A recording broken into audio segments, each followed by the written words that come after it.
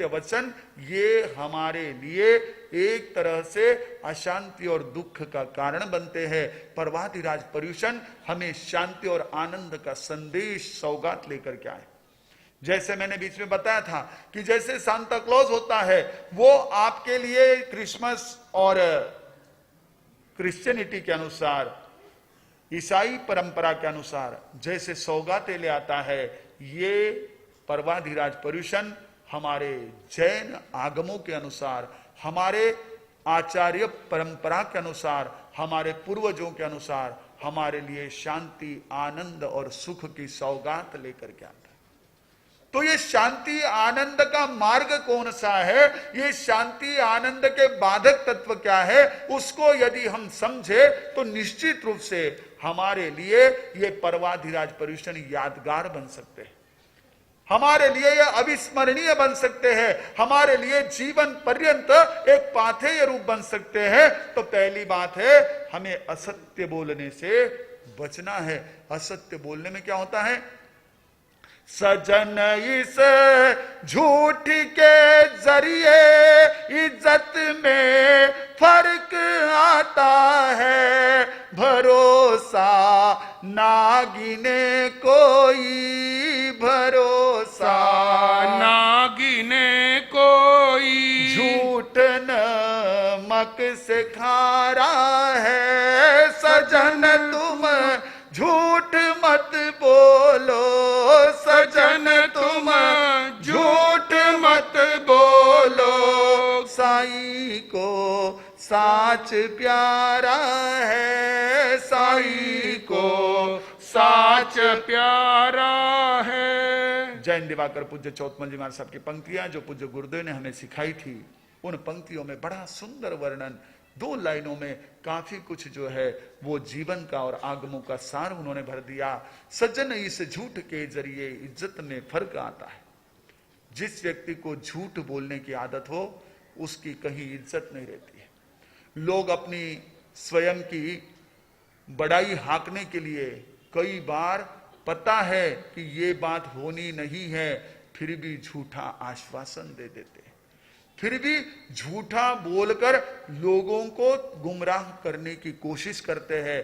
हो सकता है एक बार मान भी जाए, एक बार कोई उसकी बात को समझ भी ले, लेकिन कबीरा हांडी काठ की चढ़े न दूजी बार, उसकी इज्जत खत्म हो जाती है। आदमी इस बात को समझ ही नहीं पाता है। वो झूठ बोलने में अपनी बहुत बड़ी विशेषता मानता है कि मैंने कैसे बराबर घुमा दिया, मैंने झूठ बोल करके एकदम से माहौल चेंज कर दिया। हाँ, किया सही है, लेकिन अपनी इज्जत को दांव पर लगा दिया, अपनी इज्जत पर हमने कालीमा पोत दी। जो झूठ बोलता है उसकी इज्जत नहीं रहती, और उसी तरह भरोसा ना गिने कोई, फिर उसका कोई भरोसा नहीं करता है। यह अविश्वास को जन्म देने वाला है। इसलिए परमात्मा कहते हैं कि इस झूठ से बचना चाहिए। जो झूठ बोलता है उसकी वाणी का भी प्रभाव नष्ट हो जाता है। हम देखते हैं हमारे कई महापुरुष जिनके वचनों में ताकत होती है, वो जो कहे वो सही होता है। क्यों होती है? क्योंकि उनके वचन सत्य वचन होते हैं। वो जो कहते हैं तोल करके कहते हैं और उस बात पर पूरा अडिग रहते हैं। इसलिए उनके वाणी में वो शक्ति आती है, वचन सिद्धि प्राप्त होती है। और जो वाणी बेअसर होती है, आप समझ लीजिए झूठ बोलने वाले पर सरस्वती भी अप्रसन्न होती है। वह कभी भी अच्छी तरह से अध्ययन नहीं कर सकता है, उसकी स्मृति जो है वह बड़ी कमजोर हो जाती है। क्योंकि झूठ बोलने वाले की एनर्जी कितनी खत्म होती है। सच बोलने वाले को याद रखने की जरूरत नहीं मैंने क्या कहा है, और झूठ बोलने वाले को सभी को सावधान करना पड़ता है कि ध्यान रखना मैंने ऐसा कहा, मैंने ऐसा कहा। एक आध जगह नहीं कहा और वो मालूम पड़ गया तो इसकी सारी जो है एक तरह से बात खत्म हो जाती है। तो वह हमारे अनेक शक्तियों को खत्म करने वाली ऐसी असत्य वाणी है। भगवान कहते हैं 6 प्रकार के वचन नहीं बोलना है। उसमें पहला अलीय वैने। अच्छा, सत्य बोलो लेकिन उसमें हिलीय वैने, हिलना के वचन ना हो, किसी के तिरस्कार के वचन ना हो। लोग बोलते हैं, सच बोलते हैं, लेकिन इतना तिरस्कार सहित बोलते हैं कि वो सच ऐसे चुभ जाता है। जैसे भगवान ने कहा ना, मुहूर्त दुखा वुहवंति कंटका अवो मया ते वितवो सुधरा वाया दुरुत्तानि दुरुद्धराणि वेराणुबंधीनि महभयानि। अगर कांटा चुभ जाए तो उससे निकालना आसान है, उसका दर्द काफी उपचार से शीघ्रता से मिट भी सकता है, लेकिन अगर हमारे बोलने में कहीं पर इस प्रकार के अपशब्दों का, तिरस्कार युक्त शब्दों का प्रयोग होता है तो उसके द्वारा जो भीतर में एक तरह के जख्म हो जाते हैं, एक तरह की जो वेर की गांठ बन जाती है, वो छूटनी मुश्किल हो जाती है। अनेक प्रकार के महान ऐसे भय को उत्पन्न करने वाली होती है। इसलिए सच भी बोलना है तो हिलीय वैनानी नहीं, तिरस्कार युक्त नहीं, किसी का जिसमें अपमान हो, जैसे कि यार ये तो अंधा है, ये तो लंगड़ा है, ये तो काना है। अब इस तरह के शब्द हालांकि है सत्य, उसको आंखों से दिखाई नहीं देता है, उसके पांव से उसको चला नहीं जाता है, वह एक आंख से नहीं देख सकता है, बराबर है, आंख कह रहे वो सत्य है, लेकिन वचन कैसे है? इन वचनों का प्रयोग एक तरह से हमारे मन में किसी के प्रति रही हुई सद्भावनाओं को, किसी के प्रति रहे हुए हमारे भीतर के सम्मान को खत्म कर देती है, हमारा नुकसान करती है। सामने वाले को तो जो चुभन होती है वो तो जीवन पर्यंत नहीं भूल सकता है, लेकिन हमारे भीतर के भी उन सद्गुणों को नष्ट कर देती है। इसलिए सत्य वचन भी हो लेकिन हिलीय वैने न हो, किसी का तिरस्कार करने वाले, ये तिरस्कार करने वाले शब्द क्या होते हैं? द्वेष पैदा कर देते हैं। छोटी सी बात कही, अंधे के बेटे अंधे होते, और क्या कहा? कुछ तो नहीं कहा, इतना ही वाक्य था। क्या हुआ उससे? हाँ, आपके पूरे दिमाग में उसका चित्र स्पष्ट है, आपने उसको पास से भी देखा है, दूरदर्शन से भी देखा है। एक वाक्य ने कितनी बड़ी सारी ऐसी वह भयंकर घटना रच दी कि आज तक उसको हजारों वर्ष बीत गए होंगे, लेकिन लोग उसको भूल नहीं पाए। एक वो हिलीय वयन, हालांकि उसने कहा था, कोई झूठ थोड़ी था। अब उसको समझ में नहीं आ रहा था इधर पानी या कांच है, समझ में नहीं आता जमीन है या पानी है, तो उसको तो वो परिस्थिति सही थी, लेकिन शब्द कैसे थे? हिलित वचन। हमको लगता है द्रौपदी ने बोला, हम थोड़ी ऐसे बोलते हैं, कभी हम झांके, ये पर्वाधिराज पर्युषण अपने को भीतर में यही सीख देने के लिए आए। हम बोलते बोलते, मुझे बहुत अच्छा बोलना आता है, मैं किसी भी बात को बहुत बढ़िया ढंग से कह सकता हूँ, ये ऐसा सोच सोच के ऐसे भी हिलना के वचन कभी कह देते हैं, अनजाने में बोल देते हैं, और वही वचन हमारे लिए एक तरह से अशांति का, दुख का कारण बन जाते हैं, महान कर्म बंध का कारण बनते हैं। तो परमात्मा कहते हैं, द्वेष को बढ़ाने वाले ऐसे तिरस्कार युक्त वचनों का प्रयोग ना करे। दूसरा हिलीय वयने, तीसरा खिंसीय वयने। खिंसीय वयने यानी किसी की उपेक्षा के शब्द, जान जान, और सामने आए जाने दो, अभी इतना ही बोल दे और कुछ नहीं बोले, पर इतना ही बोल दिया तो वह एक तरह से हमारे भीतर में, हमारे दोनों के बीच में एक बहुत बड़ी ऐसी खाई तैयार कर देता है, हम दोनों के बीच में एक दुराव निर्माण कर देता है। परमात्मा देखिए, स्थानांक सूत्र के छठे थाने में आगम की साक्षी है कि किस प्रकार के वचन हमारे जीवन में अशांति का निर्माण कर सकते हैं, किस प्रकार के वचनों से हमें सावधान रहना चाहिए। तो कहते हैं उपेक्षा के वचन, किसी का इस तरह से एक वहां पर अपमान करने वाले, उसकी एक तरह से किसी न किसी तरह वहां उपस्थिति को नकारने वाले ऐसे शब्दों से हमें बचना जरूरी है। ऐसे जो उपेक्षा के वचन होते हैं, ऐसे जो हमारे कई बार होता है समझ में है, रहने हम बोल देते हैं, बराबर है, वो बार बार इस तरह से जो काम कर रहा है वो थोड़ा सा गलत है, लेकिन हमारी इस तरह की झिड़की कई बार क्या करती है, व्यक्ति को बहुत ज्यादा अशांत कर देती है। ऐसी उपेक्षाएं कई बार व्यक्ति के मन में इतनी ज्यादा ऐसी क्रोध की, इतनी ज्यादा एक तरह बेचैनी की आग खड़ी कर देते हैं कि जिसे बुझाना किसी से संभव नहीं होता है। हमारे लिए छोटी सी बात होती है, क्योंकि उपेक्षा करने के लिए ज्यादा नहीं लगता है। छोटा सा शब्द, थोड़ा सा शब्द, लेकिन वह छोटा सा शब्द भी एक बहुत बड़े अणुबम की तरह काम कर जाता है, न्यूक्लियर बम की तरह काम कर जाता है। एक छोटा सा शब्द सामने वाले के भीतर में वह ऐसी एक तरह की अशांति पैदा कर देता है। और अब फाइनली हमारे पास आती है गुरुदेव की सेवा में पूज्य गुरुदेव आचार्य भगवान, जो वास्तव में वाणी के देवता थे, जिनके मुंह से निकलने वाले शब्द आगम के सूत्र से कम नहीं थे, जो बोलते कम थे लेकिन जरूरी हो तभी बोलते थे, नहीं तो चुप रहते थे। श्री कृष्ण की बांसुरी की तरह जिनकी वाणी थी, ऐसे गुरुदेव शारीरिक कार्य से निवृत्त हो रहे थे। हम लोग गुरुदेव को उठाने बिठाने के लिए आसपास में रहते थे, क्योंकि गुरुदेव को फिर कुछ परेशानी भी थी, कमजोरी थी आखिरी के 3-4 वर्षों में। तो हम लोग वहां थे, संत लोग बैठे हुए, ऐसे कुछ बात चली। गुरुदेव ने कहा, भाऊ आपला शब्द आपलाने खावे। हमारी ये ना महाराष्ट्री मिक्स राजस्थानी भाषा है।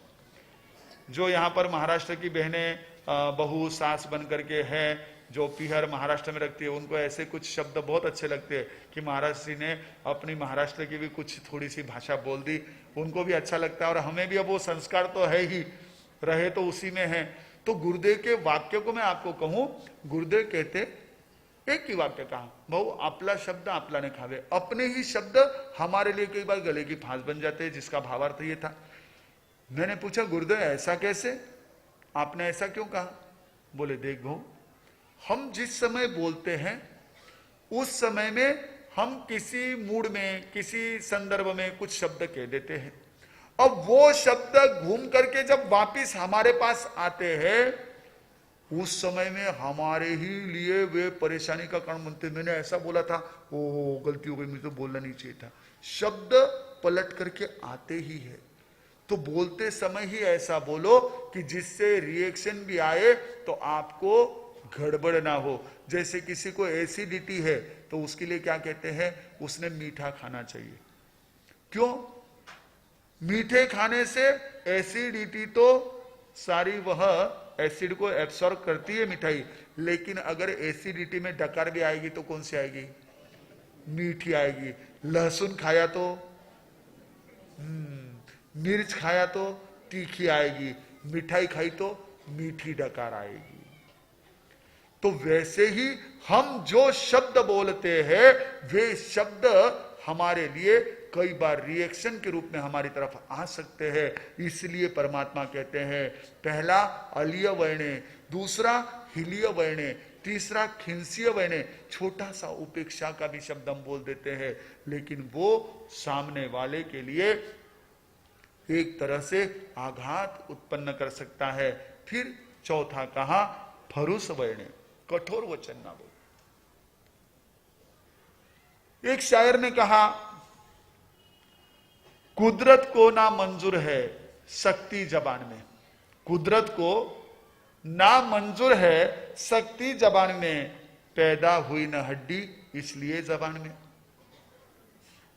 हमारे शरीर के सारे अवयव आप देख लीजिए, कहीं ना कहीं नाक में, कान में, इवन आंख के भी ऊपर सारी भुवों में इसमें हड्डी है, लेकिन जबान को देख लो, नो बोन, बोनलेस। तो इसमें हड्डी नहीं। क्यों? क्योंकि ये नरम रहनी चाहिए, इसलिए प्रकृति ने भी इसको कठोर नहीं बनाया। फिर हम अपने शब्द कठोर क्यों बोले? हम यदि अपने शब्दों को उस तरह से बोले, पूज्य गुरुदेव ने, एक दीक्षार्थिनी बहन आई, उसने कहा, गुरुदेव कुछ हमारे लिए संदेश दीजिए। तब फरमाया था उत्तराधयन सूत्र का वो सूत्र, पियं करे पियम बाई से सिखम लद्धुम अरिहई। जो अच्छा करे, प्रिय कार्य करे और प्रिय वाणी बोले, वो शिक्षा को प्राप्त करने के योग्य होता है। तो हमारी वाणी में कठोरता नहीं होनी चाहिए, और ये हमें अपने अभ्यास से संभव है। हमारा पढ़ना लिखना इसीलिए है, लेकिन आज तो उल्टा हो गया। पढ़ लिख करके हमारी जबान क्या होती जा रही है? हाँ जी, फादर और मदर पे रखते हो, कहते उनको you are now old. Father और मदर पे रखते हो, कहते उनको you are now old. Silent रहो, साइलेंट रहो, तुम्हें बोलने का नहीं राइट है, हुई फिनिश्ड इनसाइट है।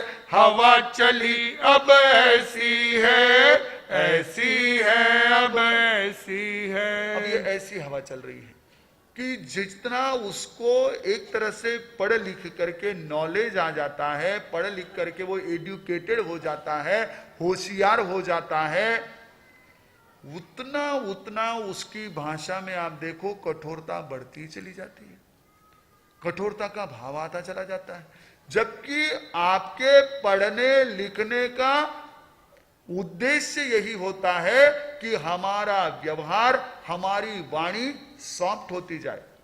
आप लोग अलग अलग कपड़े पहनते हो, हमारे लिए तो भगवान के इस शासन में एक सफेद वस्त्र और उसमें भी सूती वस्त्र जो है वो अधिकतर, या कभी समझो ऐसी स्थितियां रहे तो थोड़ा बहुत टेरिकोट पॉलिस्टर पहन लिया, लेकिन हमारे लिए क्या होता है कि यह एक वस्त्र होता है।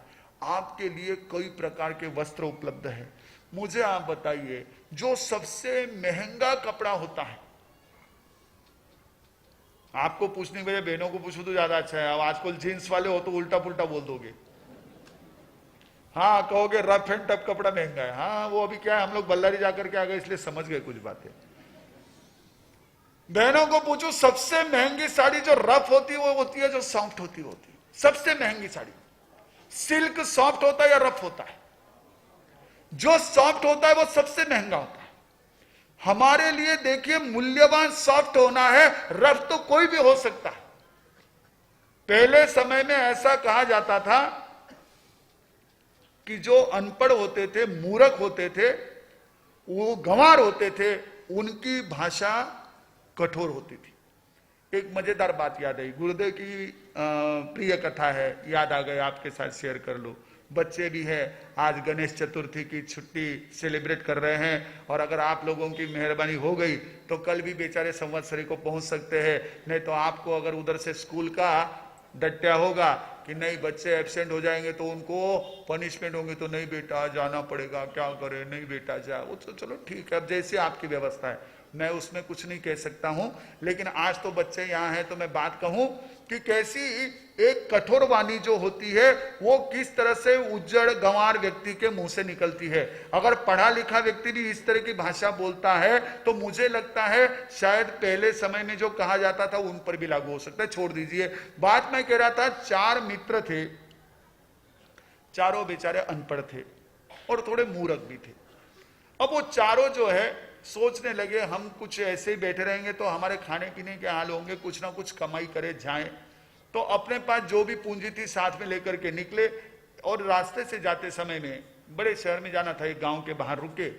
तो उन्होंने सोचा अभी इस गांव के बाहर रुके हैं तो हम लोग क्या करें, कुछ ना कुछ भोजन पकाए। तो भोजन पकाना है तो तेल ले आए। अब तेल घी ये तो जरूरी होते हैं, भोजन पकाना है तो आइंबिल का लूखा हार तो कोई कोई खा पाते हैं, सबके थोड़ी बस की बात होती वो। तो उन्होंने कहा तेल ले आए। तो तेल लाना है तो उस समय में अलग अलग ब्रांड थे नहीं, उस समय तो कोल्हू से जो है तेल आता था।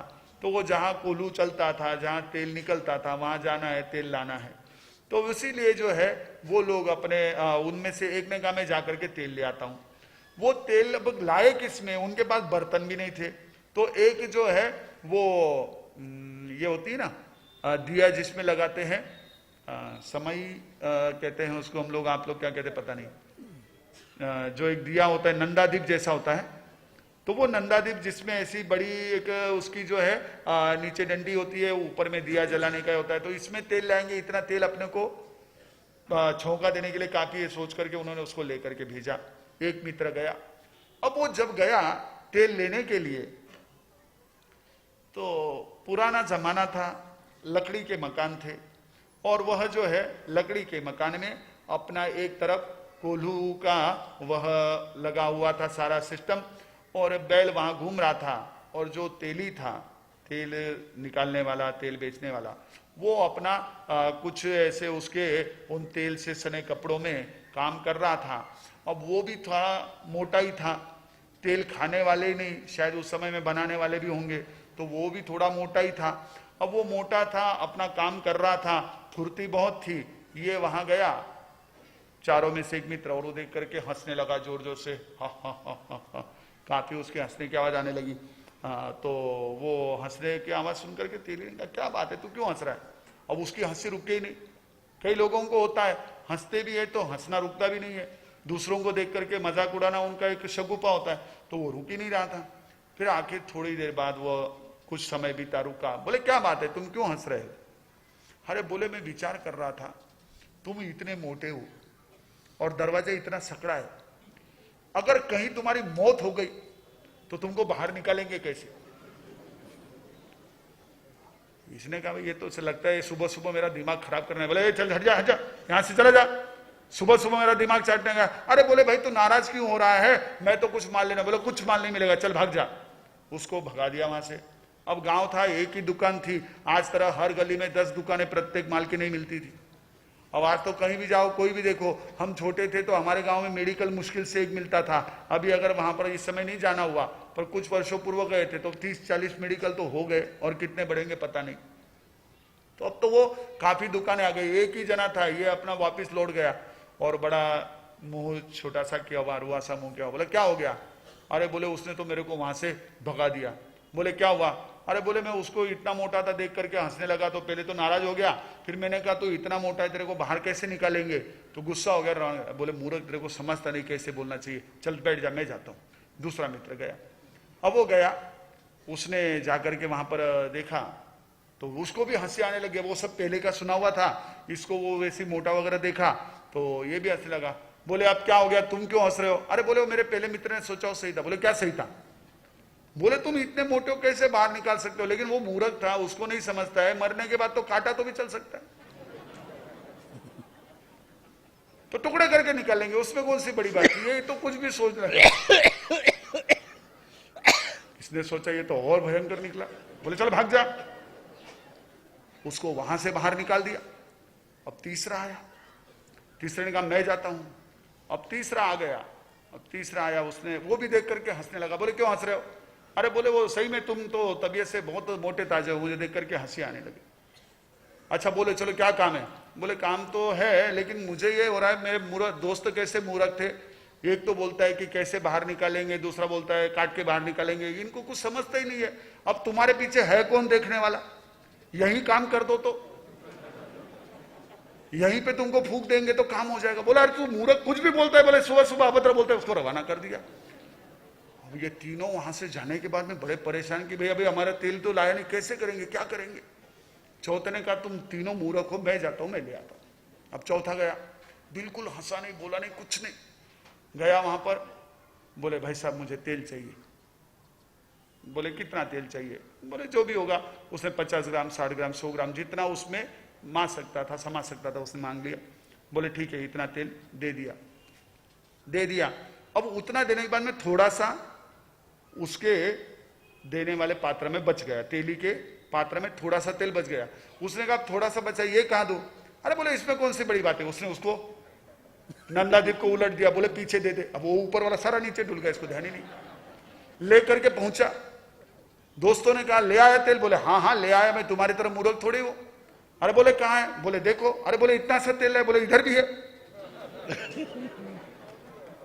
अब ये ऐसे फरूस वहीने, अब इनको तो कोई खड़ा ही नहीं करता, क्योंकि इनकी जबान से निरंतर जो है एक तरह से ऐसी गंदगी झरती रहती है कि कोई एकाध व्यक्ति जैसे किसी इस गंदगी भरे ऐसे जगह से गुजरने से डरता है, वैसे कठोर वचन वाले से लोग बचते हैं। इसलिए भगवान कहते हैं ना झूठ बोलो, ना तिरस्कार के वचन बोलो, ना उपेक्षा के वचन बोलो, ना कठोर वचन बोलो।